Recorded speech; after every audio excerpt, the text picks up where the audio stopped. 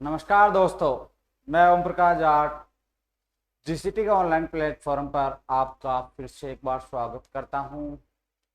मैं आज आपके सामने लेकर आ रहा हूं सेकेंड ईयर बीएससी की क्लासें, जिसमें अपन जीव विज्ञान की कक्षाओं के बारे में अध्ययन करेंगे। दोस्तों, आप सभी फर्स्ट ईयर में प्रमोट हो गए, इसके लिए आपका बहुत बहुत आभार। और आप सेकेंड ईयर में आ चुके हैं दोस्तों, और अपनी क्लासें निरंतर यहाँ से जारी रहेंगी, तो देखना ना भूलें मेरे साथ। तो आइए दोस्तों, आज की क्लास अपन प्रारंभ करते हैं।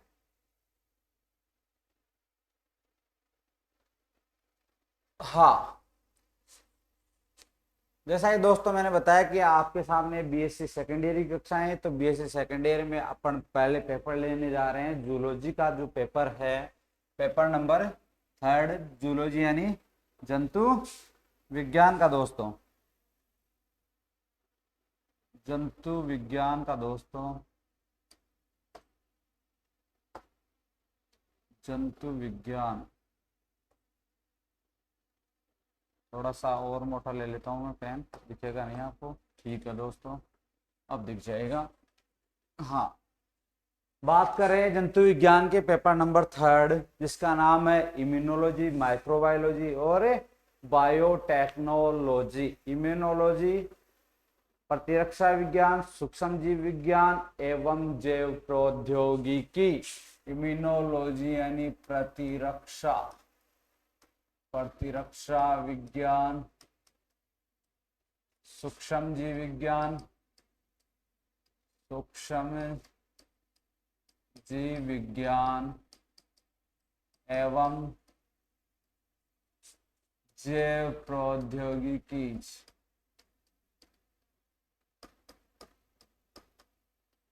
जैसा कि दोस्तों इसके नाम से ही पता चल रहा है यहाँ पर कि प्रतिरक्षा, प्रतिरक्षा मतलब जीवों में पाई जाने वाली रोगों के प्रति जो क्षमता पाई जाती है उसे प्रतिरक्षा कहते हैं दोस्तों।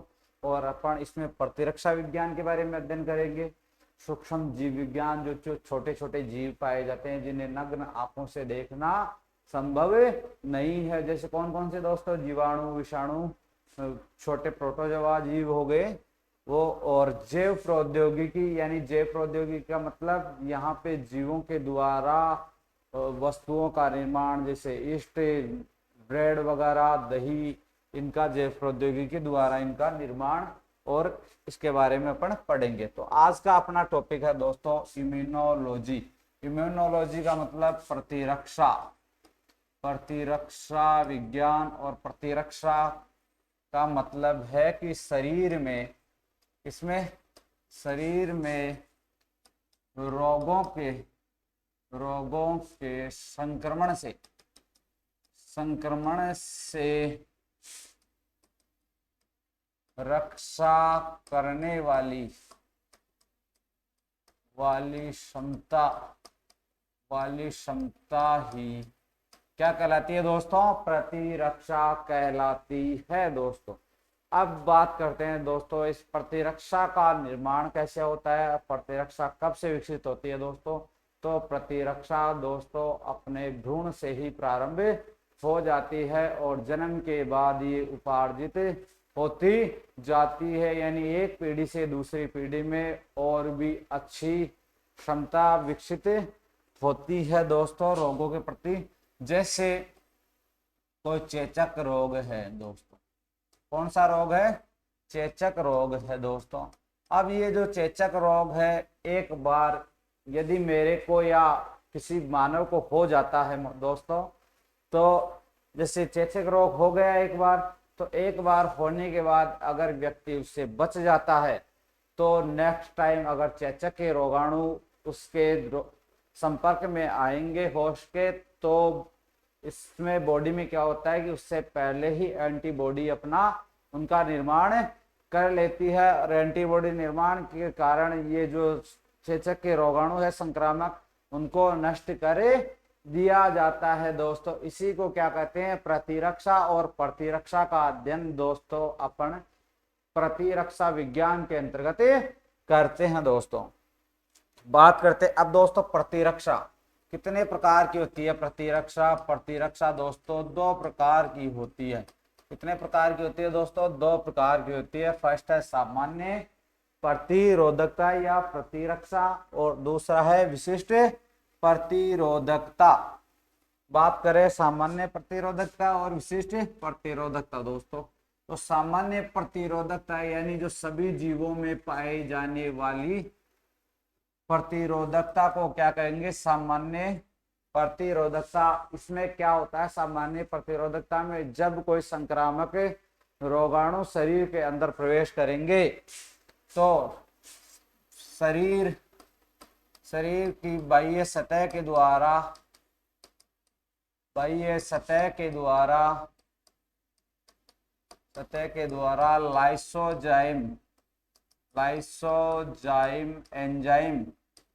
लाइसोजाइम का स्राव किया जाता है। लाइसोजाइम का स्राव किया जाता है, जिससे ये क्या करते हैं दोस्तों? उनका भक्षण कर लेते हैं। लाइसोजाइम उनको क्या करेगा? तुरंत नष्ट कर देगा और नष्ट करने से क्या हो जाएगा दोस्तों? वो नष्ट हो जाएंगे। इसी को क्या कहेंगे? सामान्य प्रतिरक्षा। यह है दोस्तों सामान्य प्रतिरक्षा हर सजीव में पाई जाती है दोस्तों। नेक्स्ट बात कर रहे हैं अपन विशिष्ट प्रतिरोधकता। विशिष्ट प्रतिरोधकता दोस्तों, विशिष्ट प्रतिरोधकता मतलब है यह किसी विशिष्ट रोग के प्रति उपार्जित होने वाली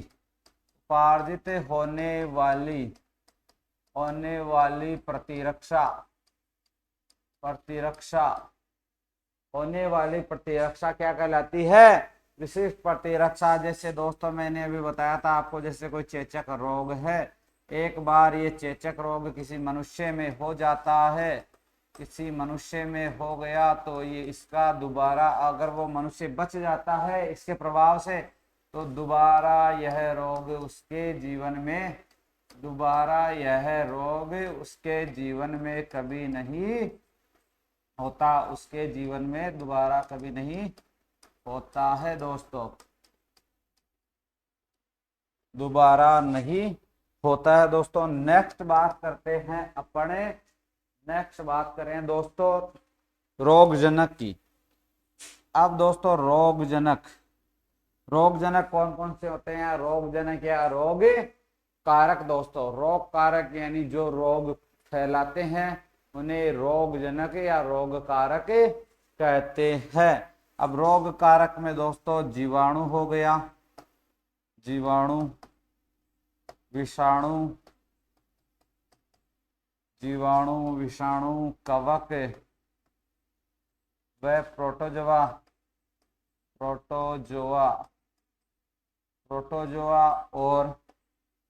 प्रोटोजोआ और अन्य प्रजीवियों के द्वारा संक्रामक रोग फैलाए जाते हैं, जिनसे लड़ने के लिए बॉडी में देह के किसी भाग से एक रक्षा का आवरण होता है, जिसने क्या कहते हैं? एंटीजन के विरुद्ध क्या होता है? एंटीबॉडी विकसित होता है। किसमें? देह में। और किससे निर्माण होगा? प्रोटीनों से। तो क्या होगा दोस्तों? इन रोगाणुओं से लड़ने की क्या हो जाएगी दोस्तों? शरीर में क्षमता उत्पन्न हो जाती है। नेक्स्ट है प्रतिरक्षी विज्ञान। दोस्तों प्रतिरक्षी विज्ञान यानी वह ऐसा विज्ञान जिसमें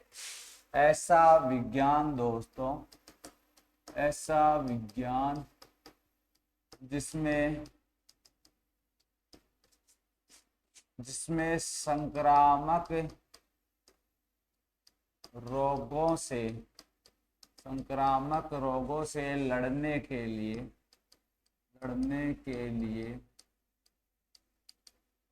पाई जाने वाली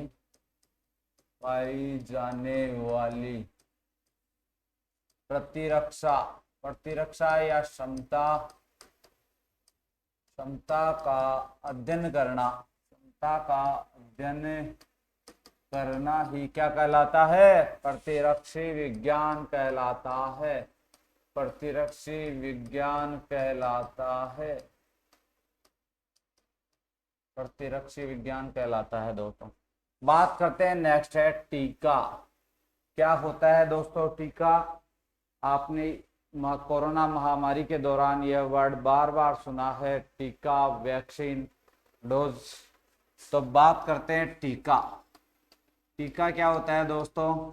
टीका होता है किसी रोग के प्रति शरीर में रोग आने से पहले इंजेक्शन के माध्यम से शरीर में एंटीजन प्रविष्ट, मृत एंटीजन प्रविष्ट करवाए जाते हैं, जिससे शरीर में किसका निर्माण हो जाता है? एंटीबॉडी बन जाती है उन एंटीजनों से। और जब कभी जैसे उस रोग का अगर संचरण होता है बॉडी में, तो वह उन एंटीजनों का पहचान करके एंटीबॉडी के द्वारा उन्हें क्या कर दिया जाता है दोस्तों? समाप्त कर दिया जाता है दोस्तों। आजकल टीके चल रहे हैं कोवैक्सीन के, कोवैक्सीन, कोविशील्ड, कोविशील्ड कोरोना के, किसके दोस्तों? Corona, and Sputnik, Sputnik. इससे क्या होता है शरीर में? जब ये टीका लगता है तो एक दो दिन क्या होता है शरीर में दोस्तों? इससे हल्का बुखार आता है। हल्का बुखार क्यों आता है दोस्तों? क्योंकि जो एंटीजन शरीर में प्रवेश कराए जाते हैं उनसे लड़ने के लिए शरीर में एंटीबॉडी का निर्माण होता है, तो इसमें हल्का बुखार आना बहुत ही जरूरी है दोस्तों। नेक्स्ट बात कर रहे हैं प्रतिरक्षी विज्ञान की उपशाखाएं दोस्तों। यहाँ पर प्रतिरक्षी विज्ञान की कुछ उपशाखाएं हैं दोस्तों। इसमें सर्वप्रथम है प्रतिरक्षी रासायनिकी, यानी प्रतिरक्षी रासायनिक यानी रसायनों के माध्यम से, किसके माध्यम से दोस्तों? रसायनों के माध्यम से प्रतिरक्षा उत्पन्न करवाई जाती है, जैसे मान लो टीका हो गया दोस्तों। और दूसरा है, इसे बोलते हैं इम्यूनोकेमिस्ट्री, इम्यूनोकेमिस्ट्री इंग्लिश में बोलते हैं इम्यूनोकेमिस्ट्री। दूसरा है अर्बुद प्रतिरक्षा विज्ञान, अर्बुद प्रतिरक्षा विज्ञान। अर्बुद प्रतिरक्षा विज्ञान का मतलब ट्यूमर इम्यूनोलॉजी, ट्यूमर इम्यूनोलॉजी,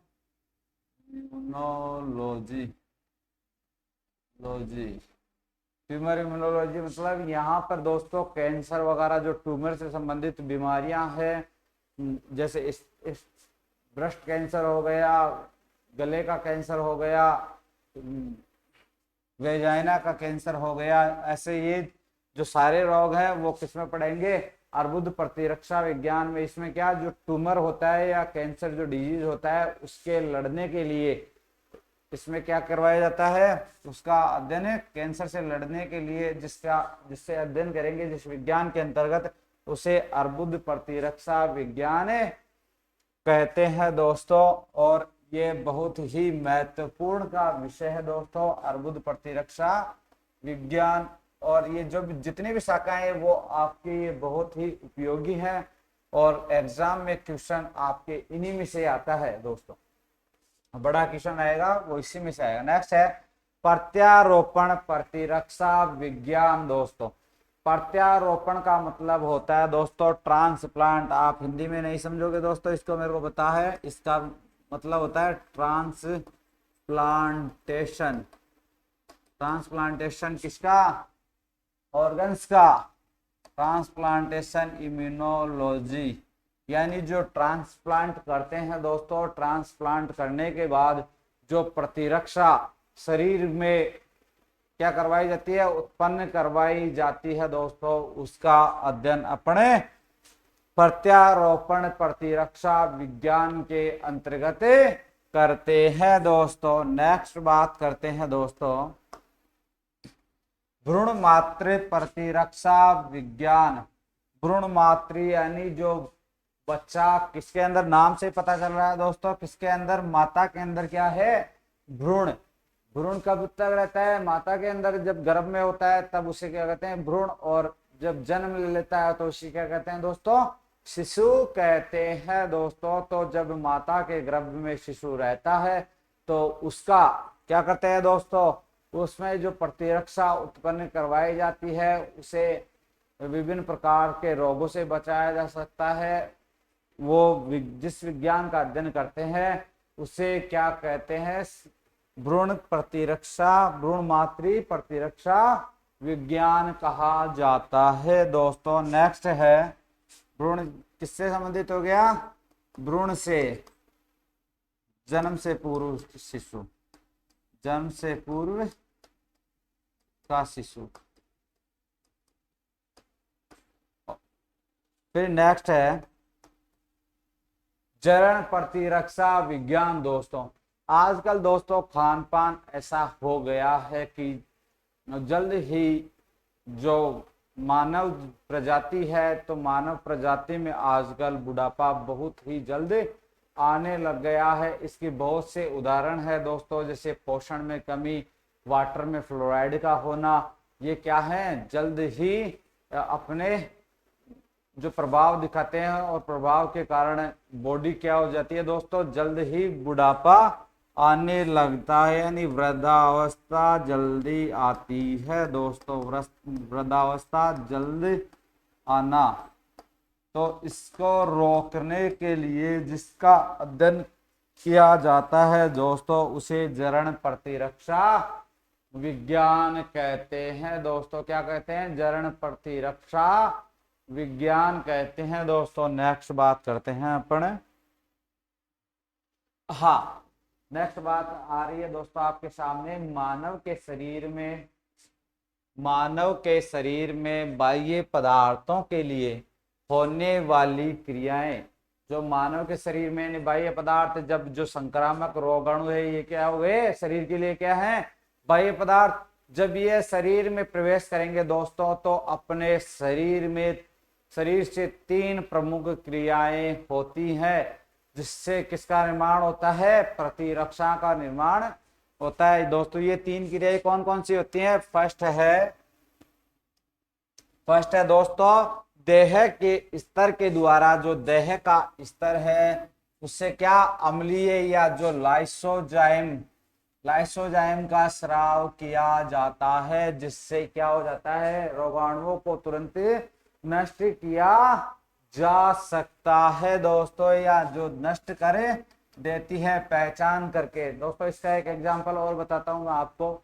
जैसे अपने ह्यूमन बॉडी में क्या होता है, जब कोई सेल्स डैमेज हो जाती है या मृत हो जाती है तो अपने एक कोशिकांग का नाम सुना होगा दोस्तों, लाइसोसोम।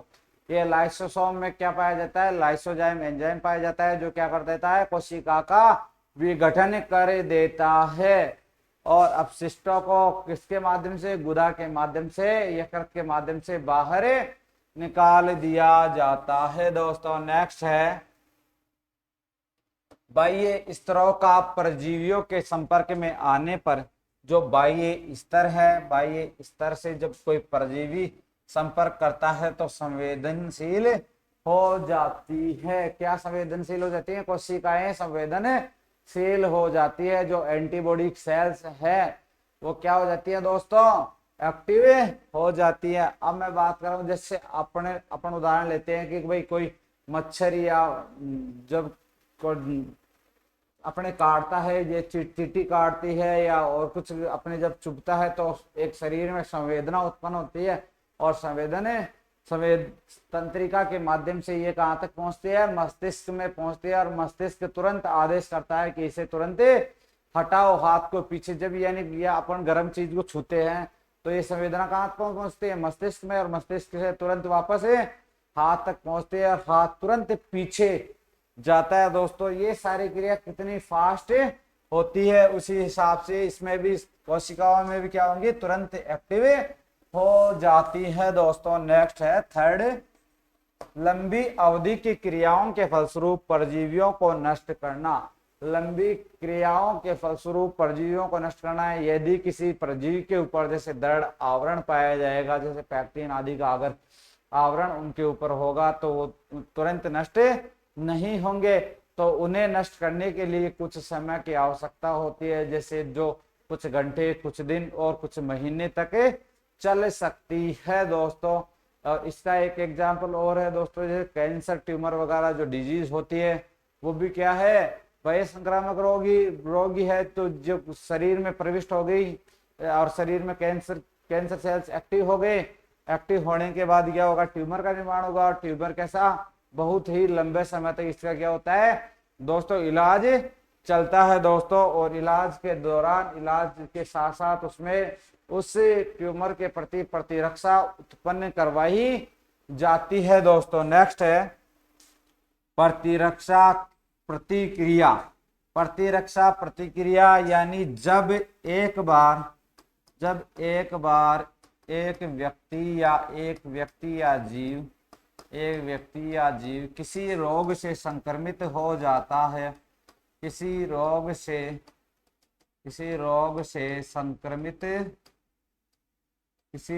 संक्रमित हो जाता है तो रोग से संक्रमित हो जाता है तो उसके शरीर में एक एंटीबॉडी का निर्माण हो जाता है। एक एंटीबॉडी का निर्माण हो जाता है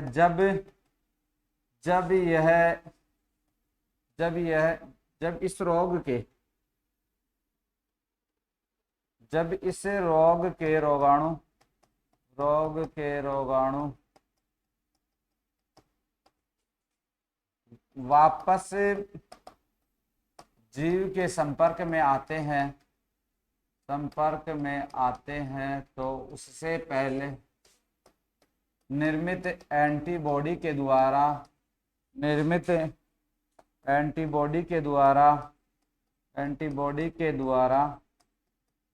उन्हें नष्ट कर दिया जाता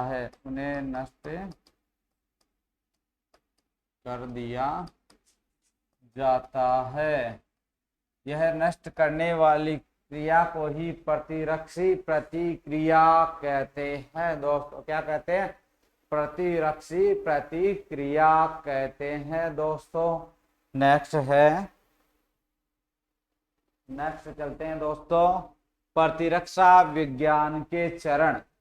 प्रतिरक्षा विज्ञान के जो चरण है, कुछ चरण है जो मैं आपको समझाने जा रहा हूँ। वे प्रतिरक्षा विज्ञान के बारे में सर्वप्रथम कब आविष्कार हुआ, कब प्रतिरक्षा के बारे में लोगों ने जाना, तो सर्वप्रथम जो लुई पाश्चर नामक वैज्ञानिक है दोस्तों, 1856 में इन्होंने बताया कि रोगों का निर्माण या रोग उत्पन्न किससे होते हैं, जीवाणुओं से। रोगों का क्या होता है, निर्माण होता है या उत्पन्न होना किससे उत्पन्न होते हैं, जीवाणुओं से उत्पन्न होते हैं। इसकी पहचान किसने की दोस्तों, सर्वप्रथम लुई पाश्चर नामक वैज्ञानिक ने दोस्तों। नेक्स्ट है ईसा से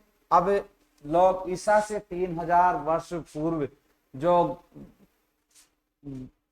ग्रीक के और जो रोमन वासी लोग थे वो क्या जानते थे, यानी संक्रामक रोगों के बारे में भी उन्हें पहचान थी। और उन संक्रामक रोगों से उत्पन्न हुई उपार्जित प्रतिरक्षा, यानी उत्पन्न होने वाली प्रतिरक्षा क्या कहेंगे, उपार्जित प्रतिरक्षा के बारे में उन लोगों को क्या था, ज्ञान था दोस्तों। नेक्स्ट है वारो ने क्या बताया कि रोगों का कारण अत्यंत सूक्ष्म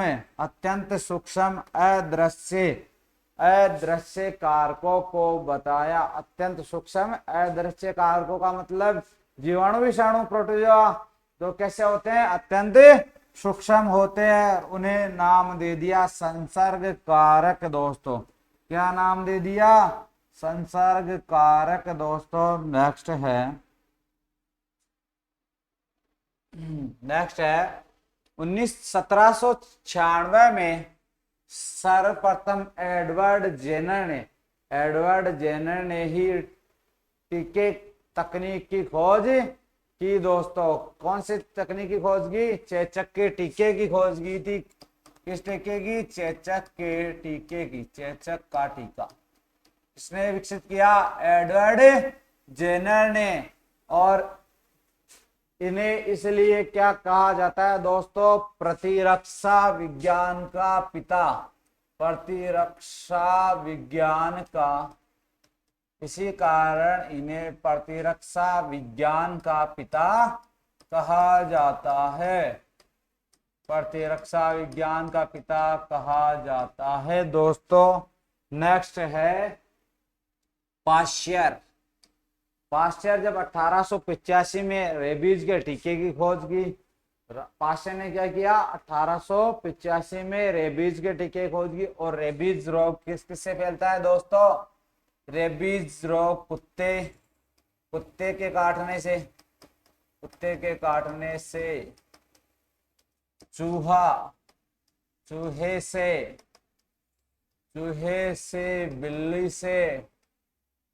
बिल्ली से ये रोग क्या होता है? फैलता है।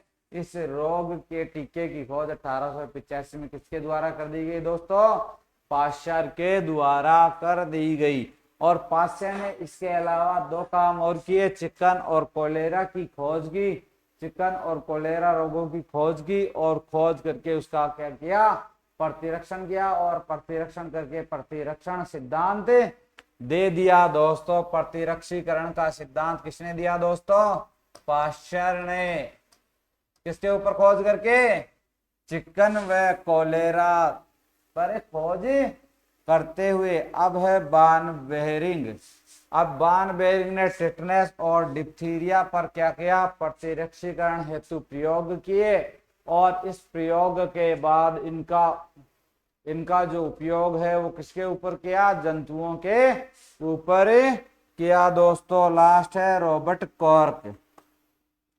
रॉबर्ट कॉर्क तपेदिक की खोज की और कोशिकाओं के बारे में बताया। प्रतिरक्षी कोशिकाओं के बारे में इन्होंने बताया दोस्तों। इसी के साथ ही आपकी ये क्लास समाप्त होती है।